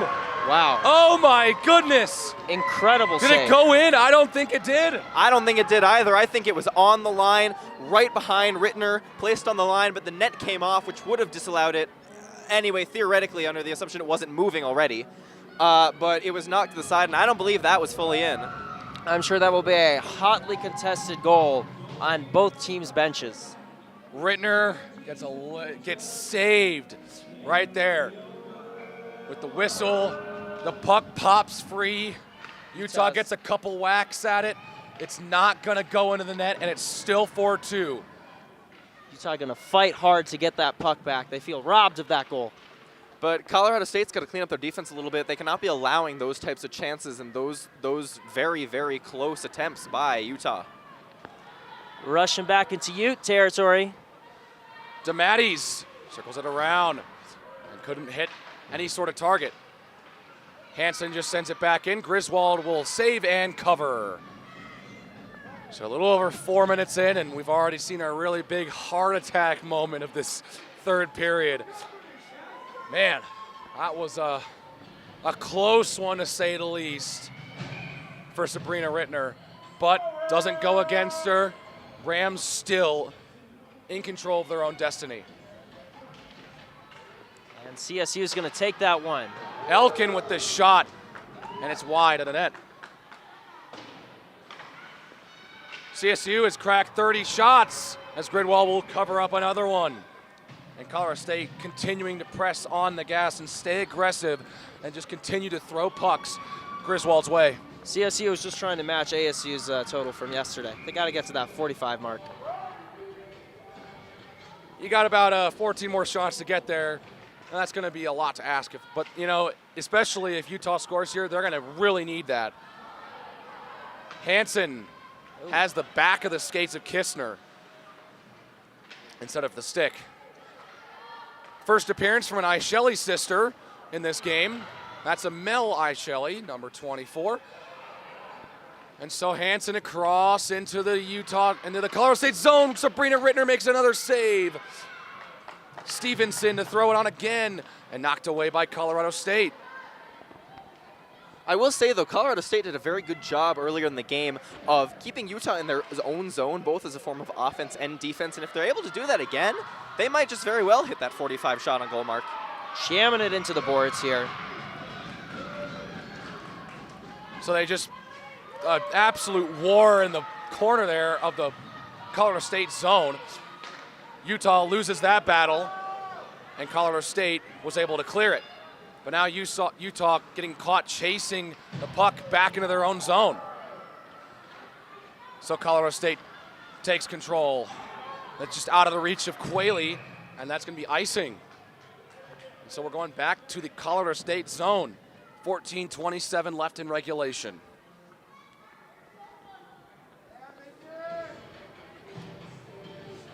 I mean, for CSU to even be in this position after how they looked against Arizona State yesterday, if you told me that Colorado State would be in the control of their own destiny and punching their ticket to the championship game, I would not believe you. But Colorado State proving that they are worthy of being in this tournament and even potentially worthy of getting to the championship game. Yeah, they're really bringing it back in this game. Harcrow circles right on. Griswold the save, pops free. It's up in the air, and it's wide of the net. Kept in the zone. There's the shot, and Griswold can't glove it, but sprawls through to make the save. A little over 6 minutes gone in this third period. We're going to have a bit of a personnel change on the CSU side and the Utes. Get some fresh legs on the ice. Very key right now, as we're interested to see top line out for Colorado State once again. Suzak, Demarat, and Taylor. Puck is picked off for Utah. Here comes Cruikshank, the captain. Gets it knocked loose by Guertin. Cruikshank really leading the Utes in terms of possessions. And so Utah to try and prepare for another attack. And just as they enter the zone, they exit it. Utah trying to get the puck down, but CSU retaining possession. Charlton just throws it on, and Griswold covers it up. And we'll have a whistle.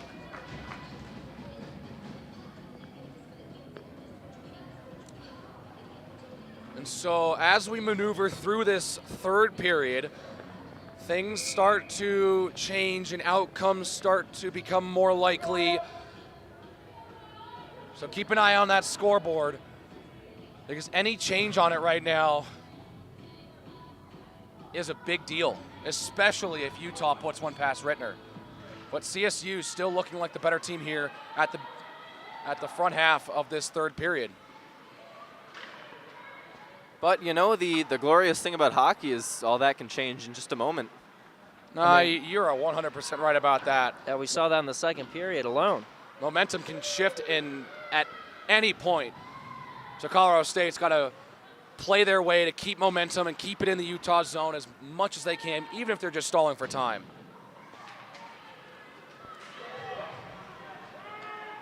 Oops, Goes through the CSU. legs of Meeker Gordon. And now Kistner fires wide. And Kistner had a great look, but just comes off the stick wrong. Meeker Gordon trying to clear it out, but Utah would be able to clear it in. Shot sticked away by Rittner. Puck flies off. So here's Fortney to clear the zone. Fortney looking for Anderson. Instead finds Pimentel.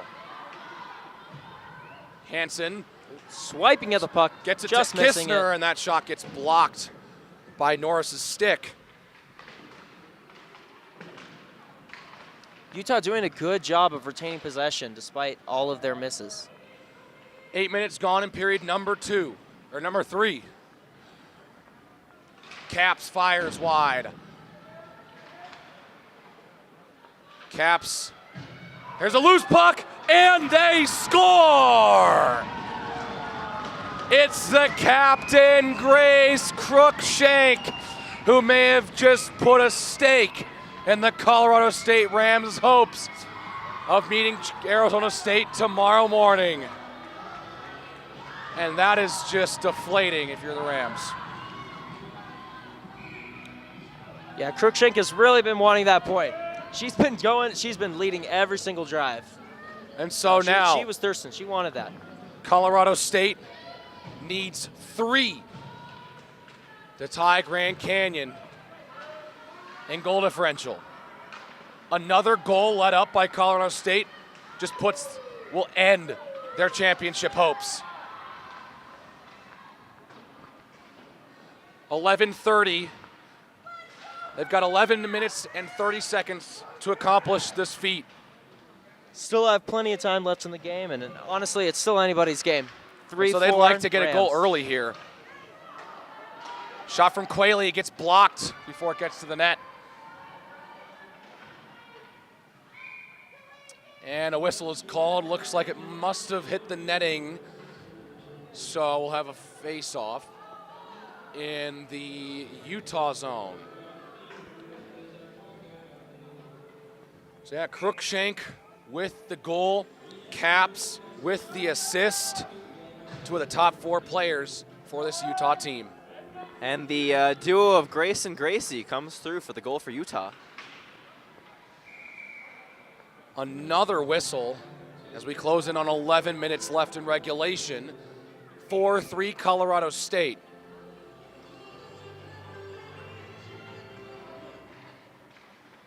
There's a shot tipped. Oh, Griswold tracks it down. What a save. Wow, that one tipped off a stick, and Griswold able to track it down with the glove to prevent that first goal for Colorado State that they need. And that one was massive, helping her team. That would have been Colorado, like, immediate momentum swing, take back right, great response, goal after Utah score, bailing her team out there on that save. CSU and the Utes battling it out right now. Utes taking possession of the puck.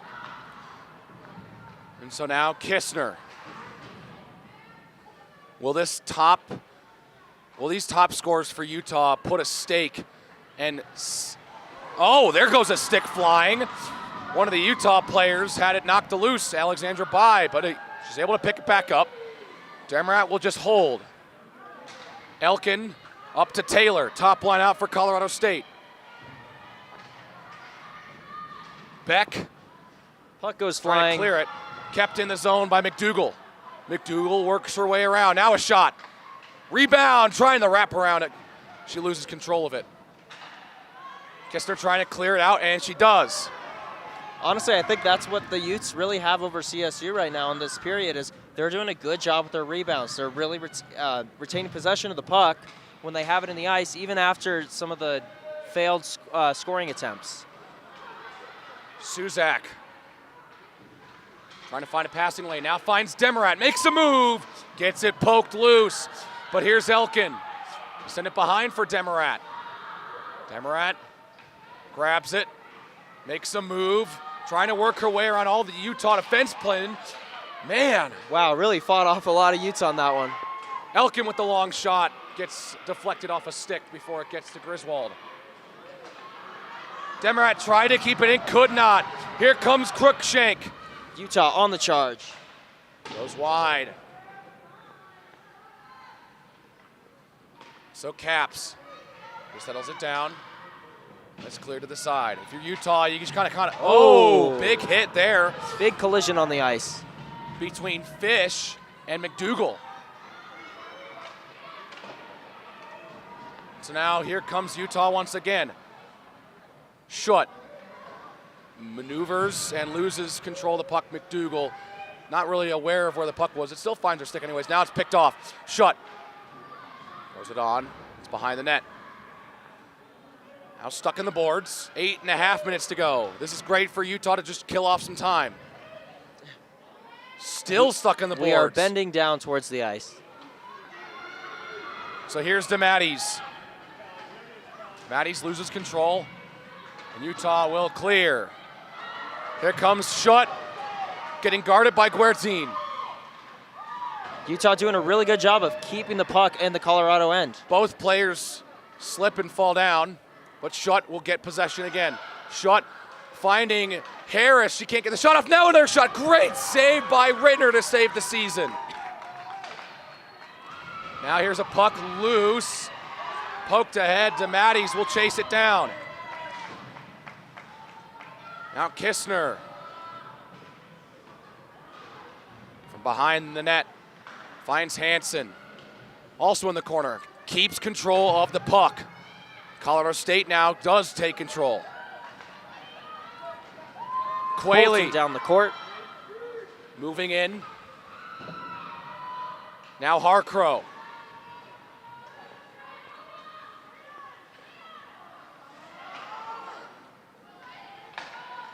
Kistner.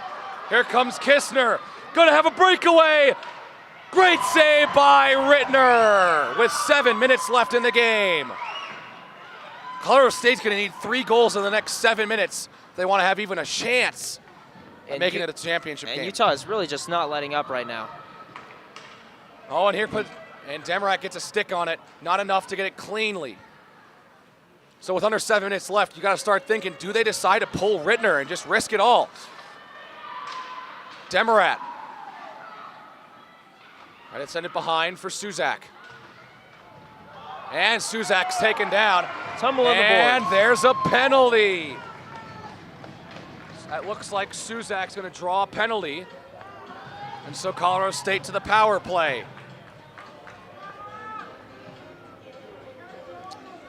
Gracie Caps is in the box for 2 minutes. And this is a very big power play for Colorado. Even bigger penalty kill for Utah. Colorado, you've got to score here if you're Colorado State to help you get closer to that goal of getting 3 extra goals. If you're Utah State, you're just wanting to defend here. So off the draw. McDougal looks, there's a shot, blocked and cleared away. That was a close one. Colorado should have capitalized on that. That one in front, another great chance, and Swanson couldn't put it home. So great chances for Colorado State early in this power play. Will they get any more of those types of chances? They're going to want to have to keep the puck on their end of the ice.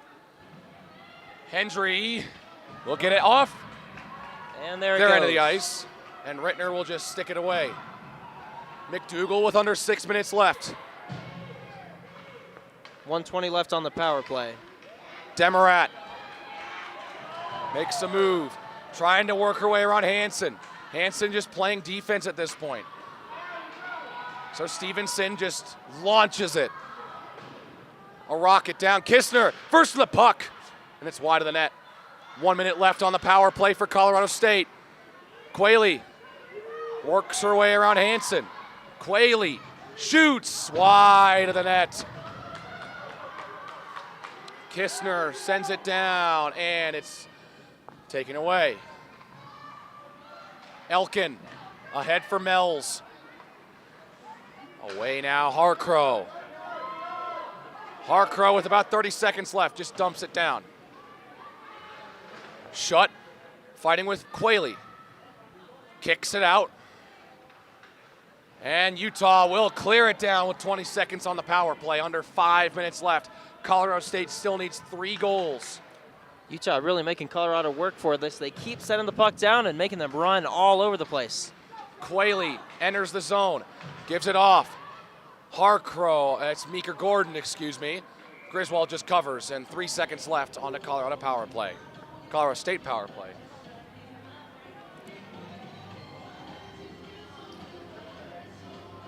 And so time now starting to become a major issue for Colorado State. This is certainly not the Colorado State that was playing the second period, or at least this is not the game that was being played. Well, that's the end of the penalty. Morris chases it down as dread and panic maybe starting to set in for Colorado State. I'm thinking maybe Rittner will come out of the net at some point. Up one, pulling the goalie sounds pretty insane. I was definitely about to say, like, you never pull your goalie up in a game, but in this case, you're right. Colorado State might have to. We'll need 3 goals. So here it is.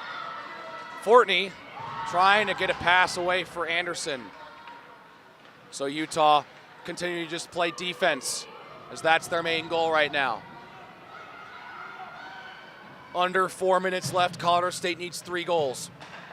Demarat makes a move. Demarat across the red line. Shoots, and Griswold sticks that aside. Griswold sends it back. Guertin with the shot, blocked by her own player. Now potential breakaway opportunity for Harris. It's not going to happen. Demarat keeps it in the zone. Demarat still with possession, now shoots.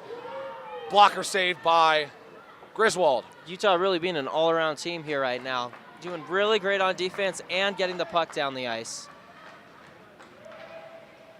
Shut around the boards. So now Suzak trying to get a pass to Taylor. Under 3 minutes left. Colorado needs a goal a minute.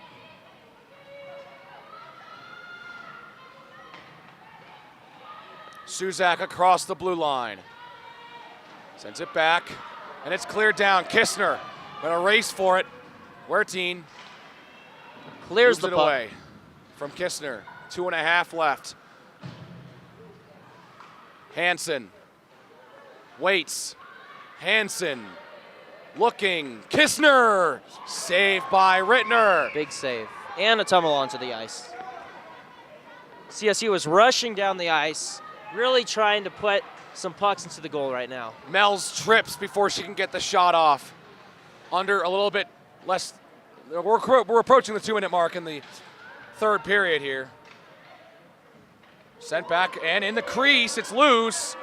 Still poked away, and Utah will take control. Kistner. Got a little bit lost in the skates there on that one. Hansen will just dump it down and outrace McDougal to the puck. Looking for reinforcements. They're here.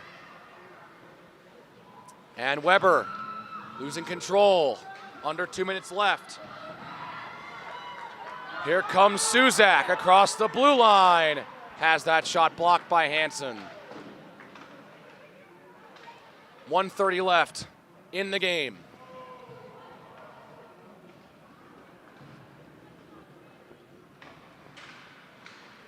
So 1:20.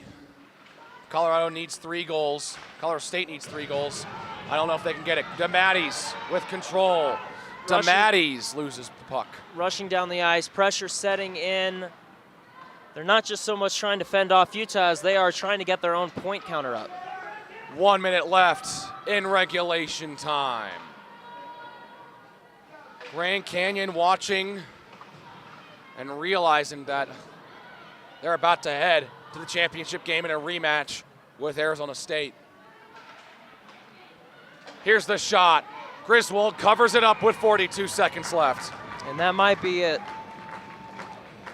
Well, that may do it. Timeout called on the ice. Utah calls a timeout, as it looks like their priorities now are tying this game and sending it to overtime.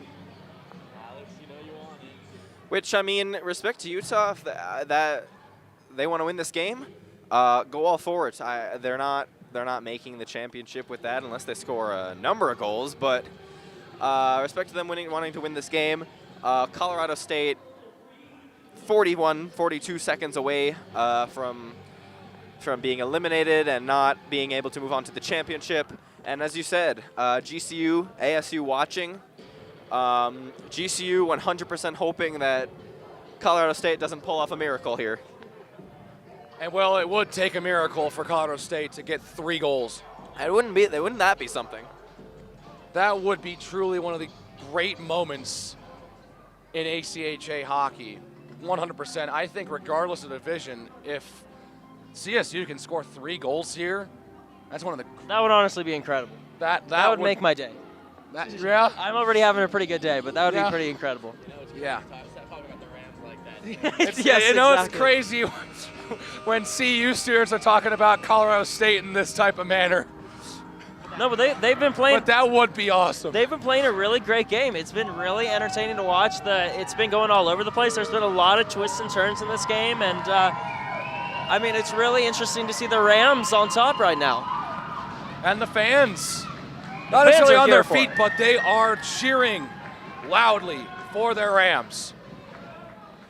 And for the Utes, there are still plenty of Utah fans in attendance here as well.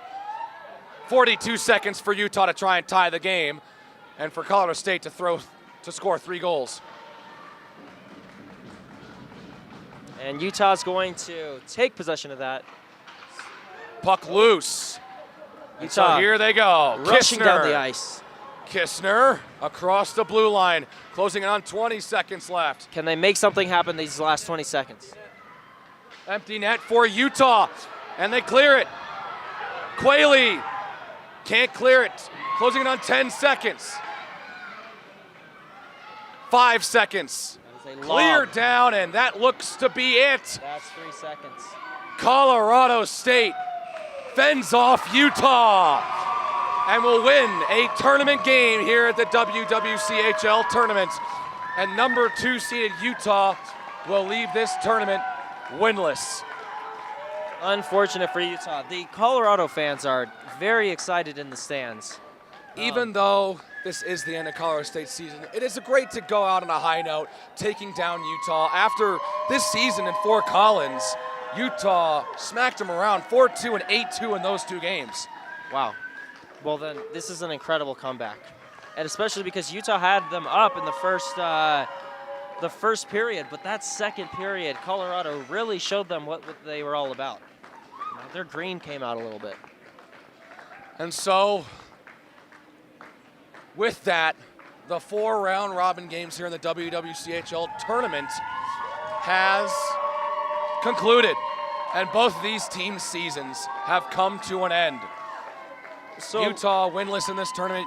CSU does win a game, but because they had 3 goals let up, they'll lose out on goal differential tiebreaker. We'll make it all the way down to the 4th tiebreaker here in the WWCHL playoffs, and that will push Grand Canyon to the championship game tomorrow morning. But what a massive effort from both teams here on the ice tonight. Utah for trying to get here, win a game, and then in this final minute, 2 minutes, push to tie the game and send it to overtime. And for the Colorado State Rams, they're saluting their fans here in Boulder for just coming out after that shutout, that 4-0 shutout against ASU, and really proving that, like you've said, that they deserve to be here, even though they're not going to the championship, that they can win and that they can play well in these playoffs, winning 4-3 in this game tonight. And so, both these teams put this 2022-23 campaign in the rearview mirror. But for us here at Scope Up Sports, we have at least one more game here at the WWCHL tournament here in Boulder. The championship game is tomorrow. very exciting. Number 3 Grand Canyon, number 1 Arizona State, a rematch from this afternoon's contest in which Arizona State won 3-1. Yeah, and I mean, we'll see what happens during that. But honestly, I mean, GCU put up a really good fight this morning, and so it really is anybody's game. Both teams really wanted it, and it could go either way. I would definitely say so. Obviously, Arizona State is the higher pick. The favorite Team for this to beat, game. yes. Yeah, exactly. The team to beat. But GCU is going to come in here with that comeback that they had yesterday, and Incredible comeback. a very good comeback, and a wish to beat Arizona State after today's game. Bring that all with them tomorrow. The confidence, a little bit of confidence on their special teams, their play in just all 3 zones of the ice, and their knowledge that they are able to beat ASU if they do try hard enough. ASU will have to come in here. ASU will come in here tomorrow morning at 11.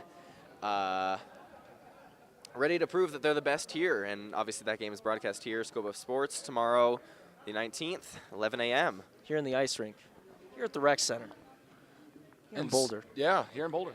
I would hope it's on the ice rink and not, I don't know, the basketball courts or something.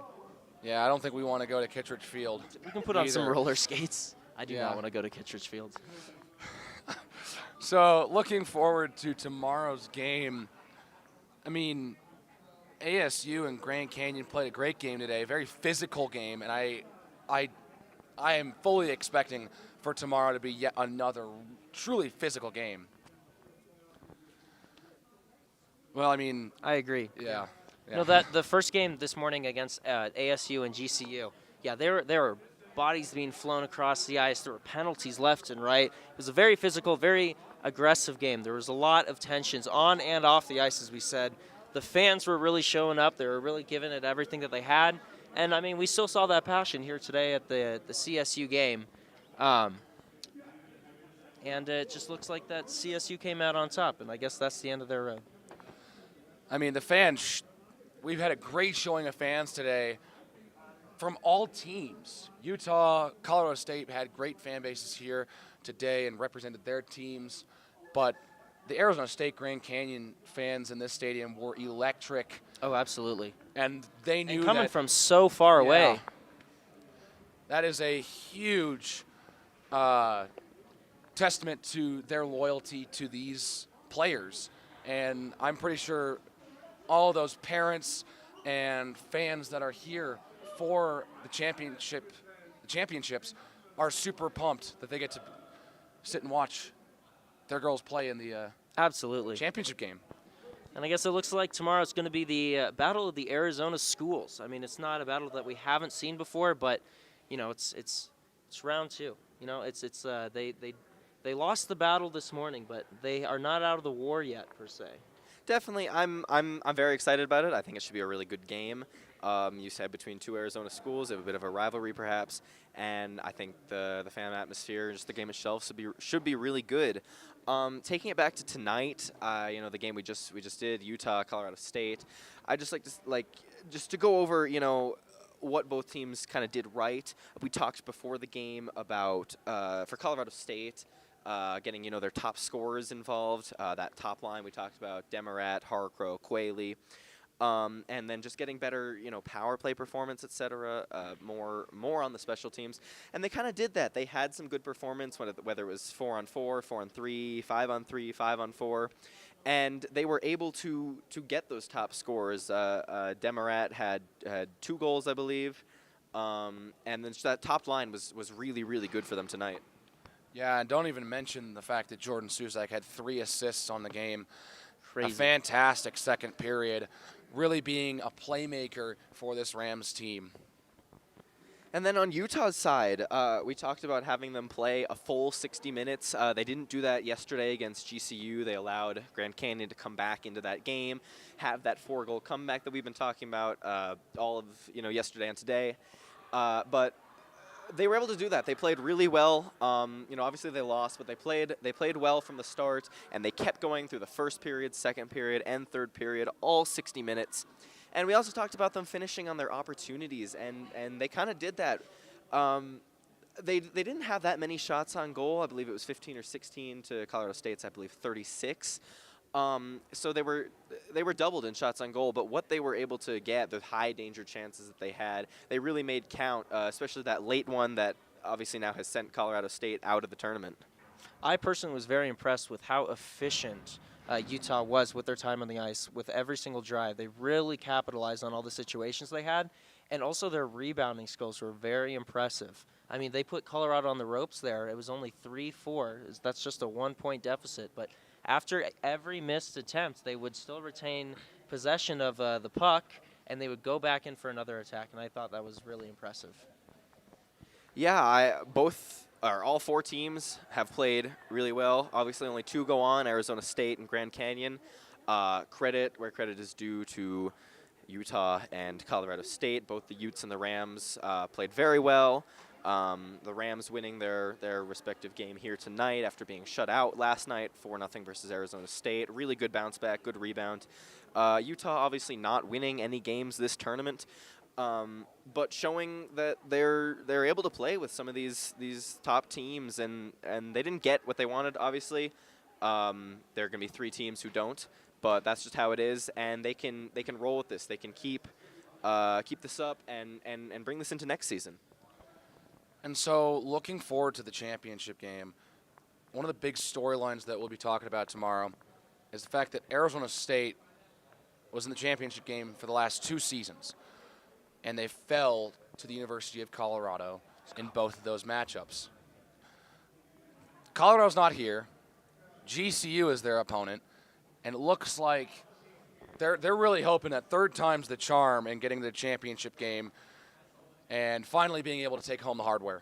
A third robbery would be absolutely crushing for ASU. Obviously, they're the favorites, and they're here to win, honestly. Oh, they've been shown that they're here to win. They have been fast and furious out there on the ice. I mean, they were putting up a good game this morning against GCU. Fast, fiery, and furious, like we'd expect from a team named the Sun Devils from Arizona. Exactly. Yes. Exactly.